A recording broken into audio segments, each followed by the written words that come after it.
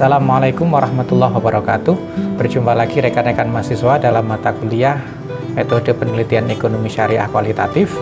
Dan pada pertemuan pekan ini kita akan memberikan contoh proposal penelitian kualitatif yang dapat dijadikan sebagai salah satu materi bagi rekan-rekan mahasiswa ketika nanti akan menyusun proposal penelitian kualitatif. Namun sebelumnya kami mengajak kepada rekan-rekan mahasiswa untuk selalu meningkatkan keamanan sehingga hikmahnya kita bisa lebih imun, Allahumma amin. Baik rekan-rekan mahasiswa, sebagaimana yang sudah tampak di tampilan layar ini bahwa ada sebuah proposal dengan judul Cadar, Khilafah, dan Ekonomi Syariah. Studi terhadap persepsi dan preferensi pengguna cadar dan pengusung khilafah terhadap ekonomi dan bisnis syariah di Indonesia. Ada beberapa unsur ya. Yang pertama adalah cadar, kemudian khilafah, dan yang ketiga adalah ekonomi syariah.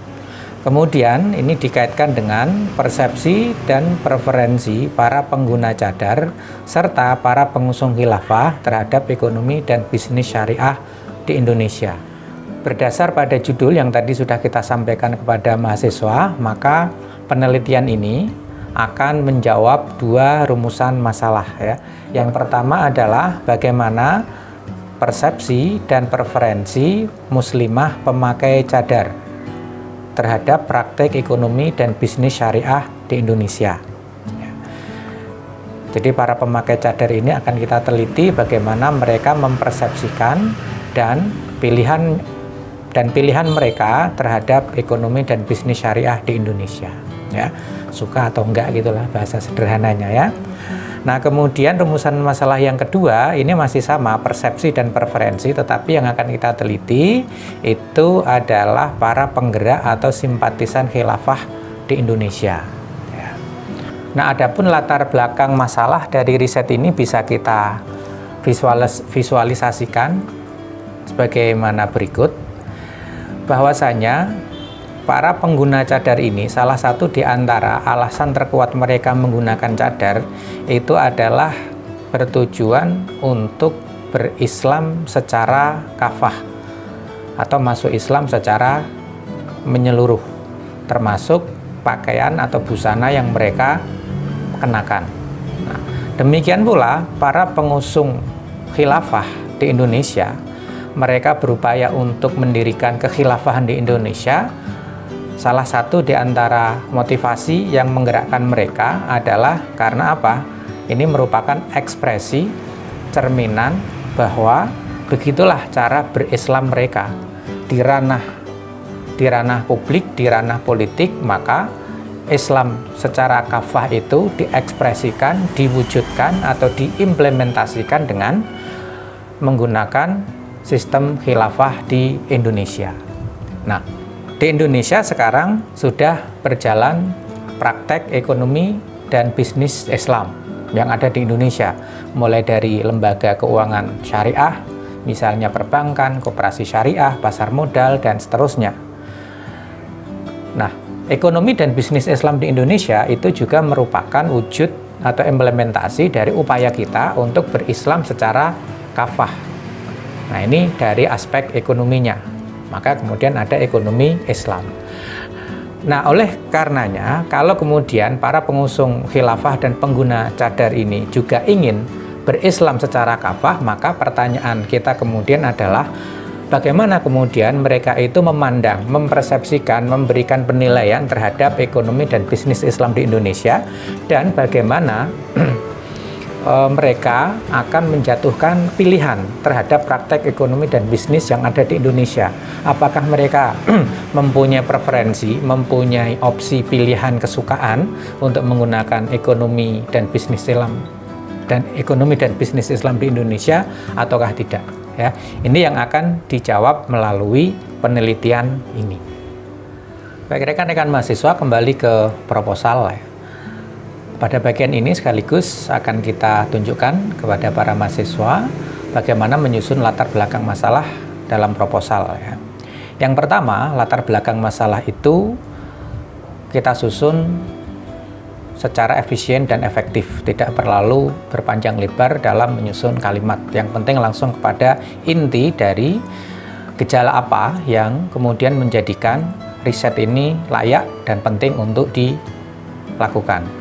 Simptom atau gejala yang kita tunjukkan, yang kita sampaikan dalam latar belakang masalah, itu harus didasari dengan data.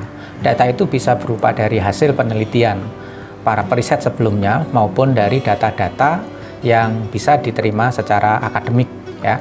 Misalnya di sini bahwa salah satu gejala atau simptom dari persoalan lembaga keuangan syariah di Indonesia adalah masih kecilnya market share yang tidak lebih dari 4%. Dan kemudian ini juga ada rujukannya, misalnya dari beberapa jurnal, kemudian dari data-data statistik yang sudah terpublikasikan secara masif, ya.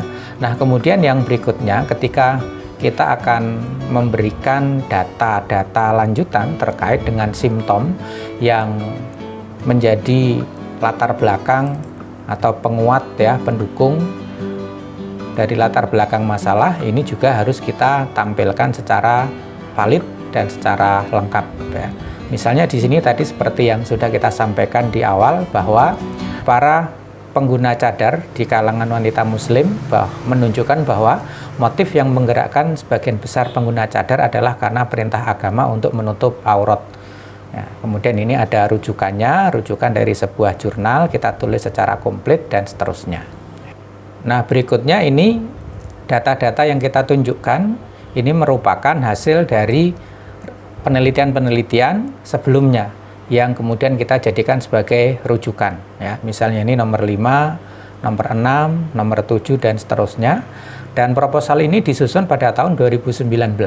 Kalau saudara perhatikan hasil penelitian maupun jurnal yang kita rujuk ini semuanya di atas tahun 2010, bahkan mendekati di tahun 2019. Misalnya yang ini di tahun 2017, 2017, ini 2012, 2016, dan seterusnya. Jadi untuk latar belakang masalah jangan sampai kering dari data, jangan sampai tidak mencantumkan fakta-fakta pendukung, kemudian juga laporan penelitian yang itu kemudian kita susun, kita konstruk sedemikian rupa yang kemudian memperkuat alasan kita mengapa riset ini penting untuk dilakukan. Ya.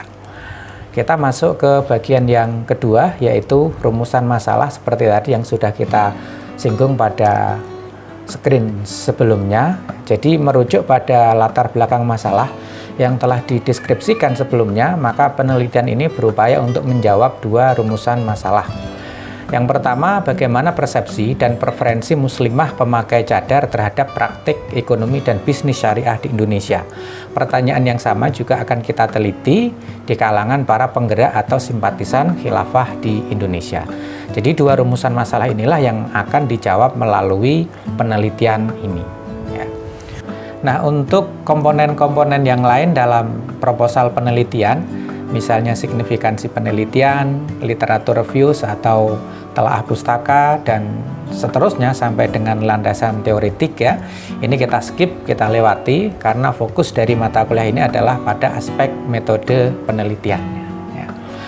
Nah, bagaimana metode penelitian yang kemudian digunakan, kita susun, kita desain untuk menjawab agar kita memperoleh data yang bisa kita gunakan untuk menjawab dua rumusan masalah yang tadi sudah kita bacakan, ya. Nah, metode penelitiannya bisa kita simak di video yang kedua, ya. Kita lanjutkan di video yang